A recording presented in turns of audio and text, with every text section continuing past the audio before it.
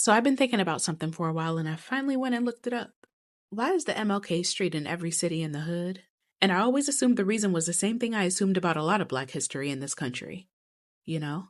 Which is that the white people in charge stuck Martin Luther King Jr.'s name on a street that nobody important would have to look at. And it turns out part of that is true. But of course, like anything, it's way more complicated. So here's what I found out. After King was killed in 1968, it was actually Black communities that were pushing for streets to be named after him. Not the federal government, not the white mayors, it was us.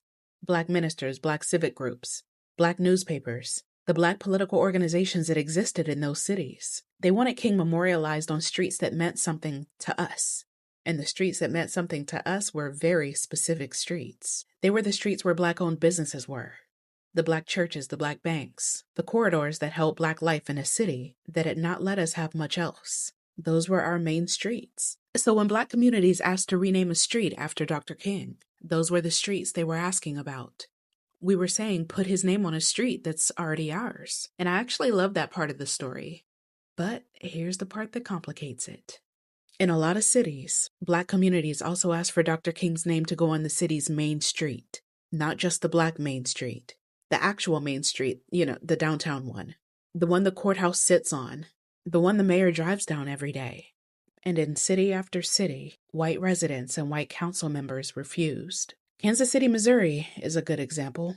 In 2018, the Kansas City Council voted to rename the Paseo, one of the city's most historic and prominent boulevards. They wanted to rename it Martin Luther King Jr. Boulevard. Black ministers and Black community leaders had pushed for it for years. The council approved it and signs went up. Then a group of mostly white residents organized a petition to put the renaming on the ballot.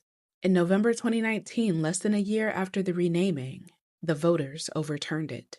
The Paseo went back to being the Paseo. Kansas City became the only major American city to ever take Martin Luther King Jr.'s name off a street. Portland, Oregon went through something similar in 1989.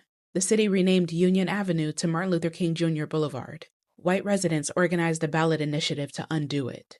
The initiative failed, but barely. And the fight made clear what was actually being asked. Black communities were asking for Dr. King's name on a city street, and white residents were saying no.